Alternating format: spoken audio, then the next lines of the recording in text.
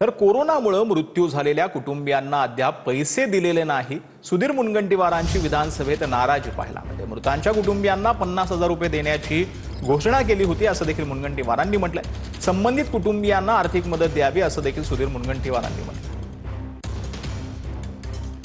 पण health is wealth म्हणतो अध्यक्ष महाराज, पण अध्यक्ष महाराज महाराष्ट्राची आरोग्य व्यवस्थेच्या बद्दल मी माननीय मंत्री महोदयांना आग्रही सूचना करेल की लक्ष देण्याची आवश्यकता आहे। अजूनपर्यंत कोविड मध्ये केलेल्या घोषणा अध्यक्ष महाराज कोविड मध्ये ज्याचे आई वडील गेले किंवा एक पालक गेला त्यांना 50,000 रुपये आम्ही देऊ म्हणून शासनाने सांगितलं। 26-27 आता आपण बजेट देतोय, अजून काही ठिकाणी 50,000 रुपये अध्यक्ष महाराज दिले नाही। या अधिकाऱ्यांना जर यांच्या बापाच्या खिशातून पैसे काढले असं वाटत असेल ते दुःखदायक आहे अध्यक्ष महाराज। ज्याच्या घरी कोविडने मृत्यू झाला तो तर अशा अधिकाऱ्यांना शाप दिल्याशिवाय राहणार नाही अध्यक्ष महाराज। आणि म्हणून मंत्री महोदयांनी आज घोषणा केली पाहिजे की कोविड मध्ये जे पैसे देणे आहे ते पैसे दिले पाहिजे। तर धाराशिवचे जिल्हाधिकारी कीर्ती किरण पुजारी यांच्या खुर्चीवर जप्तीची कारवाई करण्यात आली। उमरगा येथील पाटबंधारे विभागाच्या वसाहतीसाठी संपादित केलेल्या 11 एकर जमिनीचा मोबदला न मिळाल्यानं खुर्ची जप्तीचे कोर्टाचे आदेश आहेत। खुर्ची जप्त करण्याची नोटीस घेऊन आलेल्या वकील कर्मचाऱ्यासोबत जिल्हाधिकाऱ्यांचा उद्धटपणा पाहायला मिळाला। कोर्टाच्या आदेशानंतरही मोबदला न मिळाल्यानं खुर्ची जप्तीचे आदेश देण्यात आलेले। दोन्हीमध्ये फरक येतोय, तपासून 87 कोटीचीच मागणी करावी असं आमचं म्हणजे म्हणणं होतं।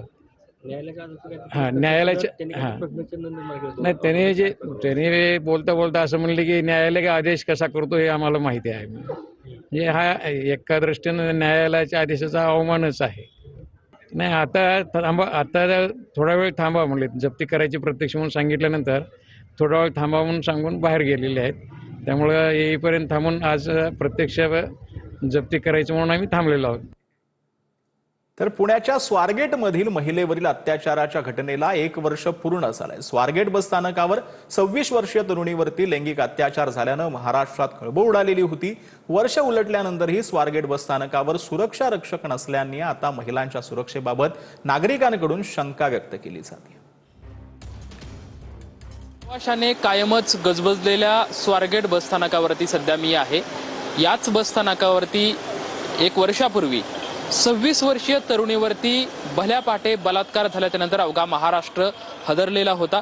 या ठिकाणी ज्या काही सुरक्षेच्या उपाययोजना आहेत त्या कडक करण्यात येतील असं आश्वासन दिलेलं होतं। मात्र सध्या आपण स्वारगेट बसस्थानकावर आहोत आणि स्वारगेट बसस्थानकावरती पोलीस कर्मचारी खरं तर दिवसाही नसतात आणि तर संध्याकाळी जर बघितलं तरी आपल्याला पोलीस कर्मचारी जे आहेत ते सध्या दिसत नाहीत। सध्या हे पोलीस मदत कक्ष जे आहे ते पोलीस मदत कक्ष दिवसा सुद्धा बंद असतं आणि तर संध्याकाळी सुद्धा आपण बघू शकतो की संध्याकाळी सध्या हे बंद असलेलं म्हणजे स्वारगेट पोलीस बसस्थानकाची सुरक्षा राम भरोसे आहे असंच म्हणावं लागेल। तुम्ही या ठिकाणी स्वारगेटच्या बसस्थानकावरती सातत्यानं तुमच्या गावाकडे जाण्यासाठी प्रवास करत असतात, या ठिकाणी आल्यावरती तुम्हाला सुरक्षा रक्षक असतात असं जाणवतं का? कशी परिस्थिती असते या ठिकाणी?